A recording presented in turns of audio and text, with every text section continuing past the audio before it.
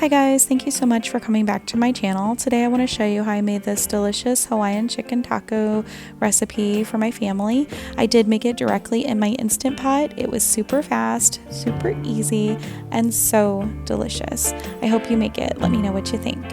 I got started with 2 pounds of chicken. I used chicken breast, but you can use chicken thighs if you prefer, and a full can of pineapple, juices and all. I added those directly to my Instant Pot, and then I diced a jalapeno, a small red onion, and I put those in the pot as well.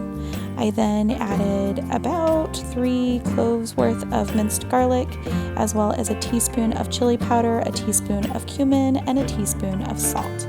Finally, I did add a teaspoon of sriracha. You can adjust that according to your heat preference, as well as a teaspoon of mustard, along with about a 1/4 cup of water, keeping in mind that I do have that pineapple juice in there as well.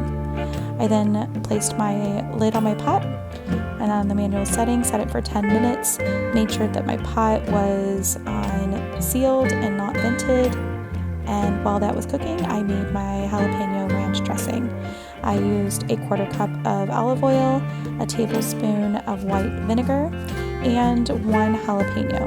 You can adjust this to your preference. I did remove the seeds because my family doesn't like a lot of heat, but you can leave them if you do or add more jalapenos. I then gave them a rough chop because I am going to make this in the blender, so I'll let the blender do the details for me. I then prepared a tablespoon of dill, as well as a 1/2 cup of mayonnaise. I used Duke's. You can use whichever one is your favorite. I just prefer this one. So I added my mayonnaise directly to my blender, as well as adding my 1/4 cup of olive oil, and then I added a 1/4 cup of water. Next, I added my tablespoon of white vinegar, along with my jalapenos, about 2 cloves of garlic, which you can adjust to your preference as well, and my dry dill, about a tablespoon of parsley, and a 1/4 cup of chopped chives.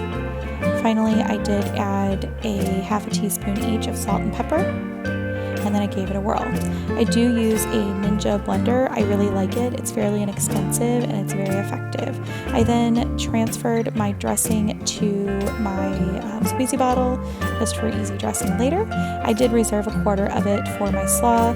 I gave my cabbage a nice fine chop, as well as about a 1/4 cup really of red onion, but you can use anywhere from 2 tablespoons to a 1/4 cup depending on your preference. I then tossed it with my dressing, and it was so good.